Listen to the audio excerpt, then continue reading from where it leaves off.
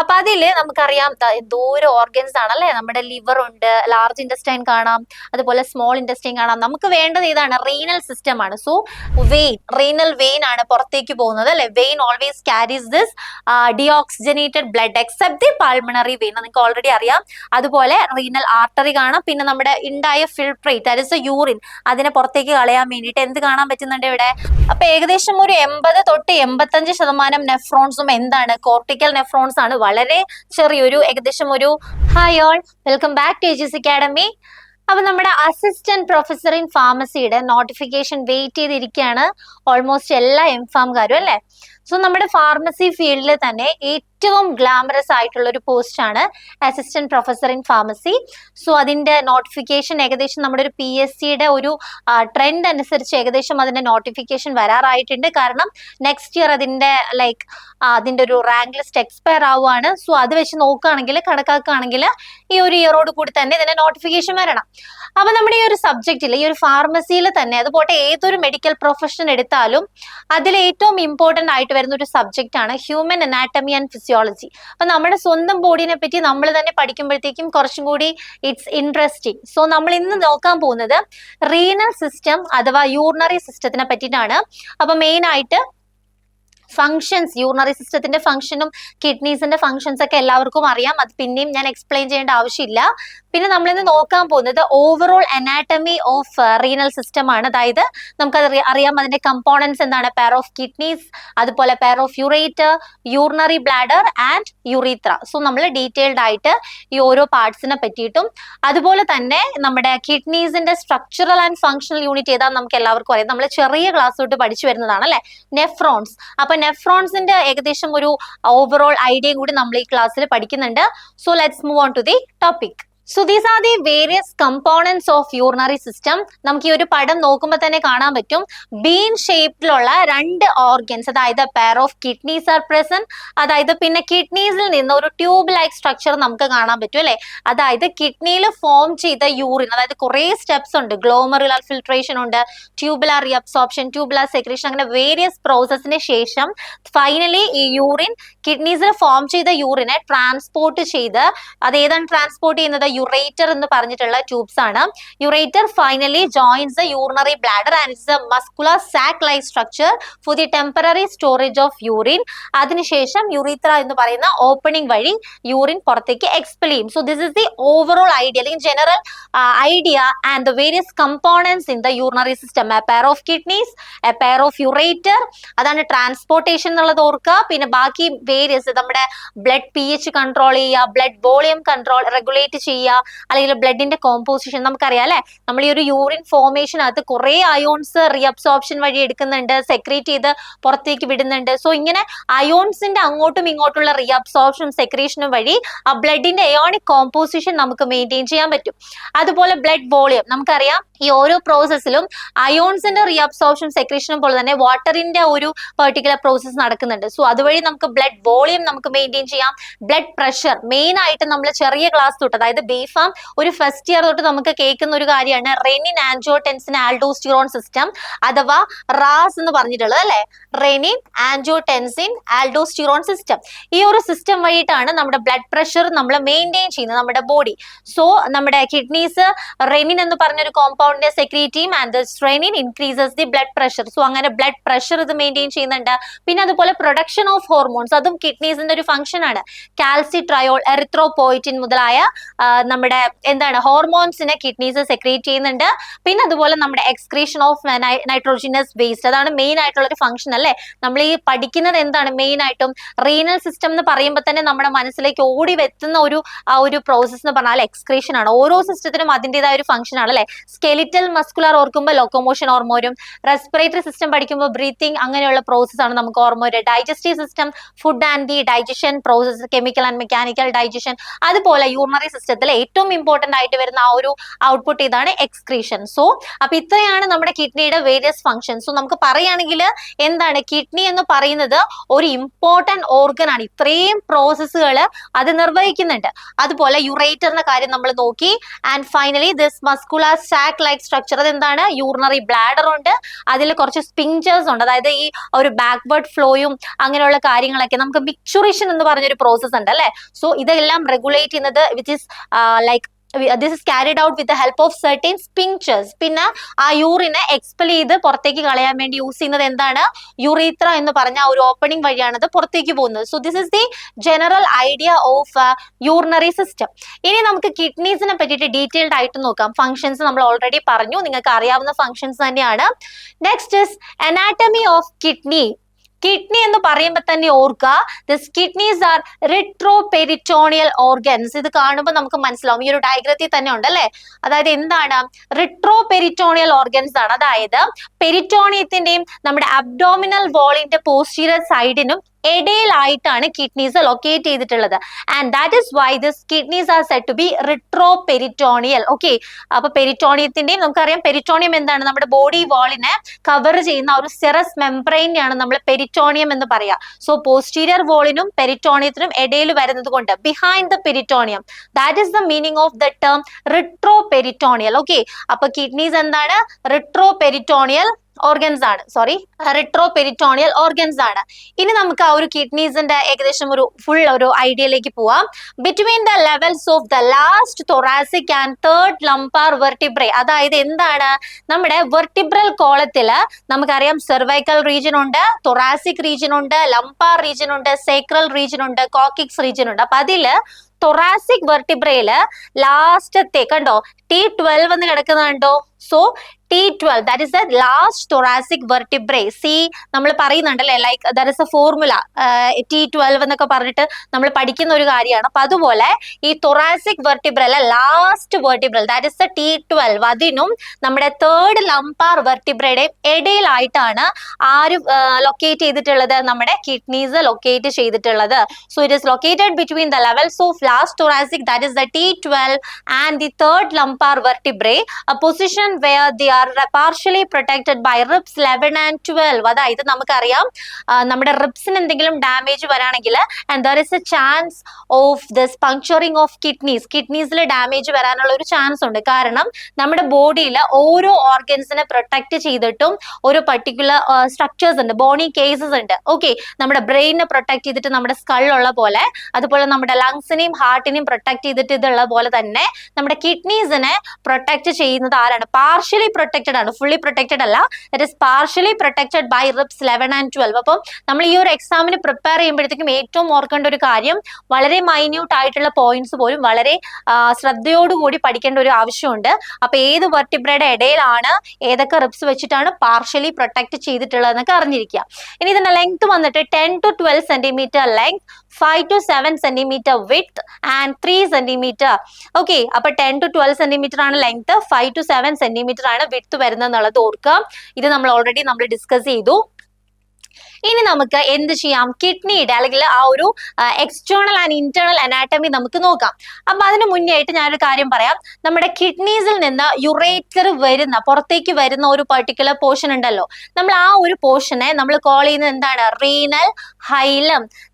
From this point ureter emerges from the kidney along with blood vessels, lymphatic vessels, nerves, etc. അതായത് നമ്മളൊരു urinary സിസ്റ്റത്തിന്റെ diagram നോക്കുകയാണെങ്കിൽ അതിനകത്ത് കുറെ ബ്ലൂ കളറിലുള്ള റെഡ് കളറിലുള്ള ബ്ലഡ് വെസൽസ് നമുക്ക് കാണാൻ പറ്റും. സോ ഈ ഒരു പെർട്ടിക്കുലർ റീനൽ ഹൈലം എന്ന് പറഞ്ഞ ഒരു പോയിന്റിൽ കൂടി എന്താണ്, യുറേറ്റർ മാത്രമല്ല, ഇതുപോലെ renal artery, renal vein, then lymphatic vessels, nerves എല്ലാം എറൈസ് ചെയ്യുന്നുണ്ട്. സോ ആ ഒരു പെർട്ടിക്കുലർ പോയിന്റ്, ആ ഒരു റീജിയന് പറയുന്ന പേര് ഓർത്തോളൂ, എന്താണ്, it's non as renal ഹൈലം.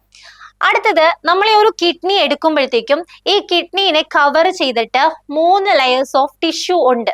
Okay, that is the outermost renal fascia, the middle adipose capsule and the inner renal capsule. ശ്രദ്ധിച്ചോളൂ, outermost ഏതാണ്? renal fascia, അതായത് നമ്മുടെ കിഡ്നീനെ ബാക്കിയുള്ള സ്ട്രക്ചേഴ്സ് ആയിട്ട് ഫിക്സ് ചെയ്ത് ആ ഒരു പൊസിഷനിൽ ഹോൾഡ് ചെയ്ത് വെച്ചേക്കുന്ന ആ ഒരു പെർട്ടിക്കുലർ പാർട്ടാണ് renal fascia and it is made up of dense irregular connective tissue. നമ്മുടെ ഈ ഔട്ടർ മോസ്റ്റ് ആയിട്ടുള്ള റീനൽ ഫാസിയയും അതുപോലെ ഇന്നർ മോസ്റ്റ് ആയിട്ടുള്ള റീനൽ ക്യാപ്സ്യൂളും രണ്ടും ഉണ്ടാക്കിയിട്ടുള്ളത് എന്തുകൊണ്ടാണ്?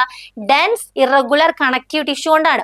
അതായത് ഒരു കണ്ടീഷൻ ഉണ്ട്, നെഫ്രോപ്ടോസിസ് എന്ന് പറഞ്ഞിട്ടൊരു കണ്ടീഷൻ. കേട്ടിട്ടുണ്ടോ എന്ന് എനിക്ക് അറിയത്തില്ല.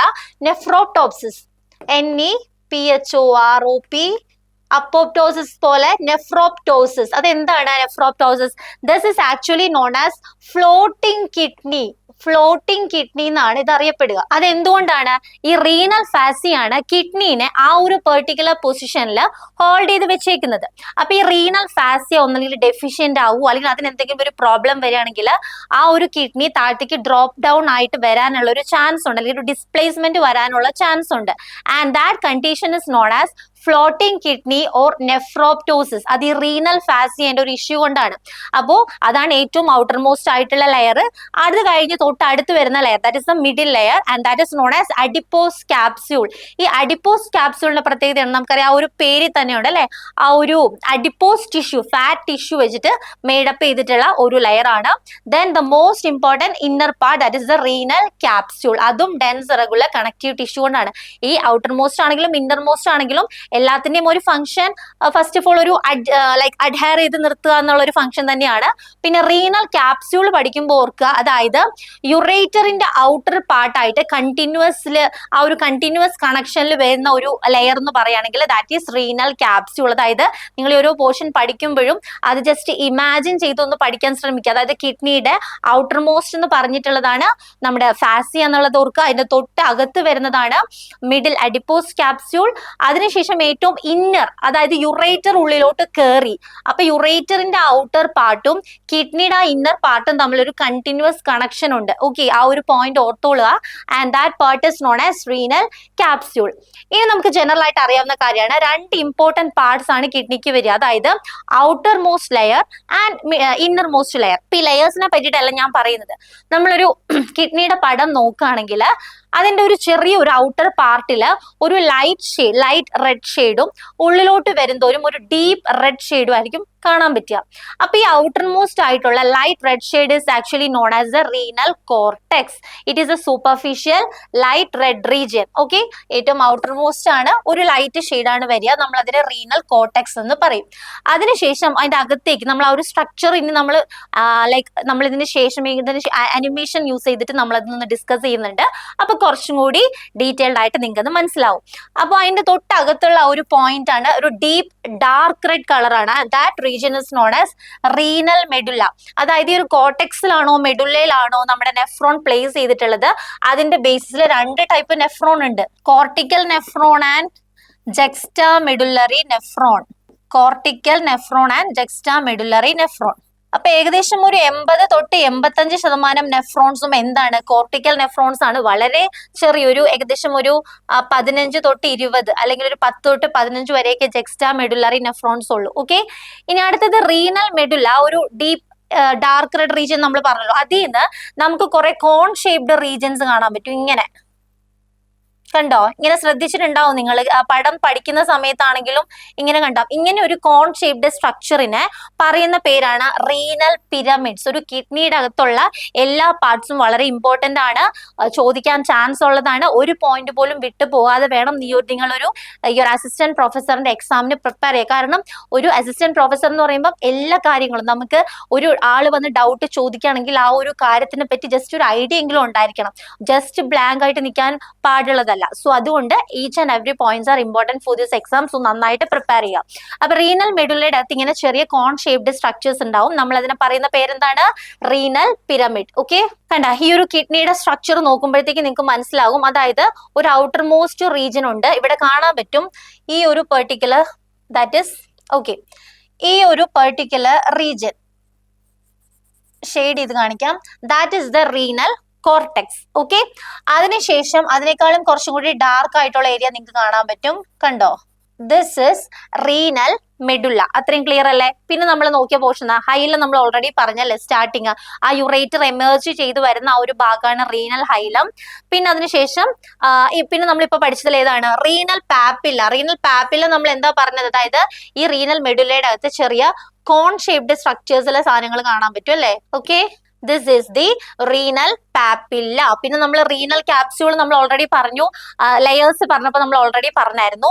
പിന്നെ മേജർ കാലിക്സ്, മൈനർ കാലിക്സ് എന്നൊക്കെ പറഞ്ഞ കുറച്ച് കാര്യങ്ങൾ കാണാം.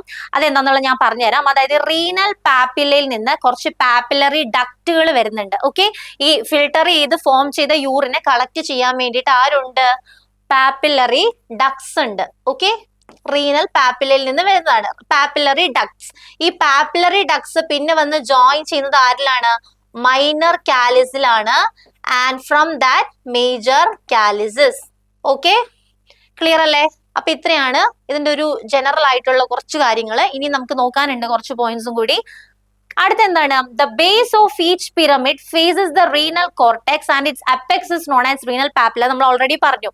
അതായത് അതായത് നമ്മളിപ്പോ ഇങ്ങനെ ഒരു ഇതാണ് ഒരു കിഡ്നിയുടെ ഒരു സ്ട്രക്ചർ എങ്കിൽ എങ്ങനെ പോകുന്നു? അപ്പൊ ഈ കോൺ ഷേപ്ഡ് സ്ട്രക്ചറിനാണ് നമ്മൾ എന്തെന്ന് പറയുക? റീനൽ പിരമിഡ് എന്ന് പറയുക. ഇനി ഇതിന്റെ ബേസ് പാർട്ട് എന്ന് പറഞ്ഞാൽ ഈ ഒരു പാർട്ടാണ് അതിന്റെ ബേസ്. ഓക്കെ, ഈ ഒരു ബേസ് പാർട്ട് ആരെ ഫേസ് ചെയ്യുന്നുണ്ട്? നമ്മുടെ റീനൽ കോർട്ടെക്സിന്. നമ്മൾ ഓൾറെഡി അതിന് മുന്നത്തെ പടത്തിൽ പറഞ്ഞു ഒരു ലൈറ്റ് റെഡ് റീജിയൻ എന്ന് പറഞ്ഞിട്ട്, ഔട്ടർ മോസ്റ്റ് റീനൽ കോർട്ടെക്സ്. അപ്പൊ ഈ ഒരു base part is projecting towards the renal cortex and its apex. അതായത് അപ്പെക്സ് എന്താണ്? ഈ നാരോ ചെയ്ത് വരുന്ന ഈ ഒരു ഏരിയ അല്ലെ, അതെന്താണ്? It is called renal papilla. It points towards the renal hilum. ഇവിടെയാണല്ലോ ഹൈലം വരിക, ഈ ഒരു ഭാഗത്തായിട്ടാണ് യുറേറ്റർ, പിന്നെ ഇങ്ങോട്ടേക്ക് വരിക. ഓക്കെ, സോ ഈ ഒരു റീനൽ ഹൈലത്തിലേക്ക് പോയിന്റ് ചെയ്യുന്ന ആ ഒരു നാരോ പാർട്ടിനാണ് നമ്മൾ റീനൽ പാപ്പില്ല എന്ന് പറയാം. ഓക്കെ, ഇനി അടുത്ത എന്താണ്? ഒരു കിഡ്നിയുടെ സ്ട്രക്ചറൽ ആൻഡ് ഫങ്ഷണൽ യൂണിറ്റിന് പറയുന്ന പേരെന്താണ്? It's nephron. ഒരു കിഡ്നിയിൽ ഏകദേശം എത്രയാണ്? 1 million microscopic structures called nephrons are present. Okay, അപ്പൊ നമ്മൾ എവിടെ പഠിച്ചാലും ചില ഓർഗൻസിന് അതിൻ്റെതായ സ്ട്രക്ചറൽ ആൻഡ് ഫങ്ഷണൽ യൂണിറ്റ് ഉണ്ട്. അപ്പൊ കിഡ്നീസിന്റെ കേസിൽ ഇപ്പൊ നമ്മൾ ഒരു നെർവസ് സിസ്റ്റത്തിന്റെ കേസിലാണെങ്കിൽ നമ്മൾ സ്ട്രക്ചർ ആൻഡ് ഫങ്ഷണൽ യൂണിറ്റ് എന്താ പറയാ? It is the neuron. അതുപോലെ കിഡ്നീസിന്റെ കേസിൽ അത് നെഫ്രോൺസ് ആണ്.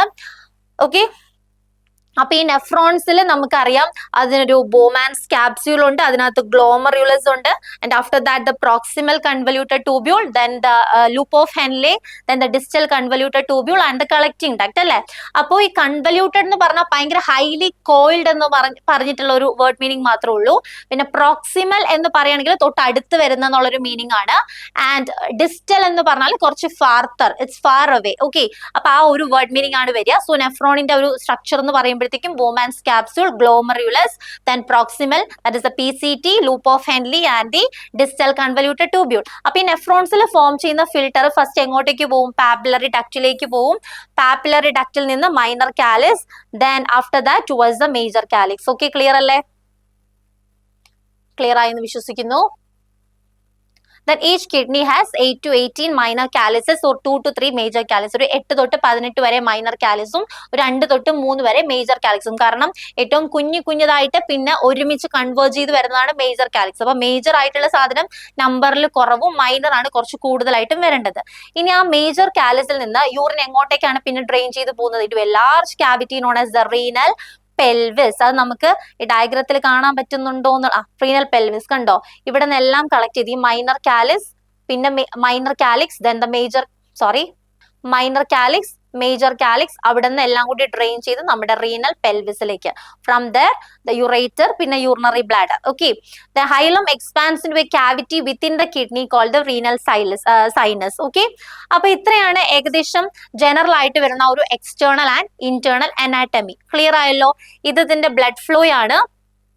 അപ്പൊ നമുക്ക് ഇത്രയും പഠിച്ച ഒരു എക്സ്റ്റേണൽ ആൻഡ് ഇന്റേണൽ ഫീച്ചേഴ്സ് നമുക്കൊരു ആനിമേഷൻ രൂപേണ കൂടി നമുക്ക് നോക്കിയാൽ കുറച്ചും കൂടി സ്ട്രോങ്ങർ ആയിട്ട് നമുക്ക് മൈൻഡിൽ ഉറപ്പിക്കാൻ പറ്റും. അപ്പൊ നമ്മൾ ഈ കേട്ട് പഠിക്കുന്നതും വായിച്ച് പഠിക്കുന്നതിനേക്കാളും കുറച്ചും കൂടി എഫക്റ്റീവ് ആണ് നമ്മളത് വിഷ്വലൈസ് ചെയ്ത് പഠിക്കുന്നത്. അപ്പൊ നമുക്കതൊന്ന് ജസ്റ്റ് നമ്മൾ ഇത്രയും പറഞ്ഞ കൺസെപ്റ്റ്സും കാര്യങ്ങളും നമുക്കൊന്ന് വിഷ്വലൈസ് ചെയ്ത് പഠിച്ചാലോ?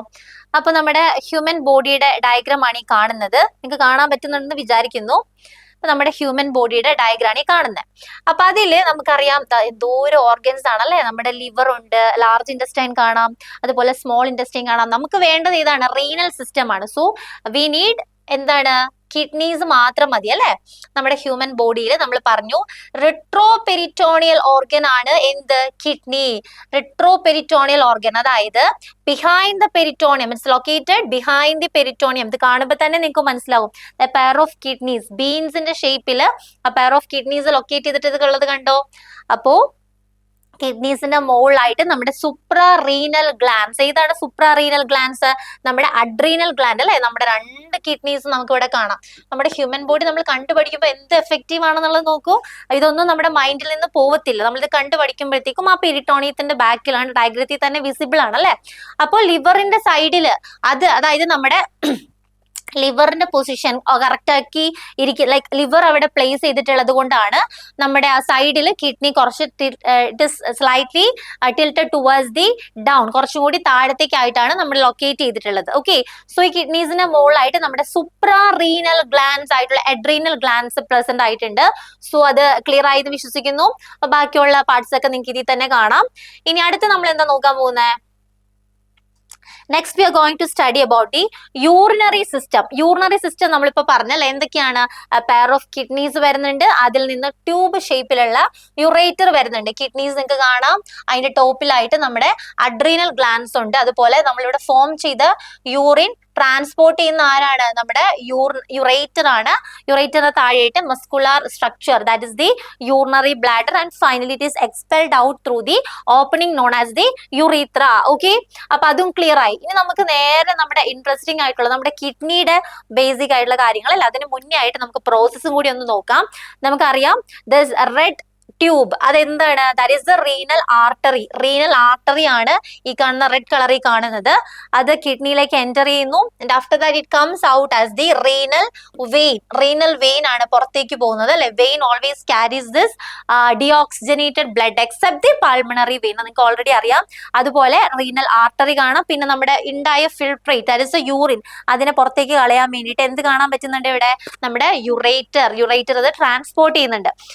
അവിടെ നമ്മൾ പറഞ്ഞു, പിന്നെ നമ്മൾ നോക്കിയത് എന്താണ്? കിഡ്നീസിന്റെ ക്രോസ് സെക്ഷൻ അല്ലെ, കിഡ്നിയുടെ ക്രോസ് സെക്ഷൻ.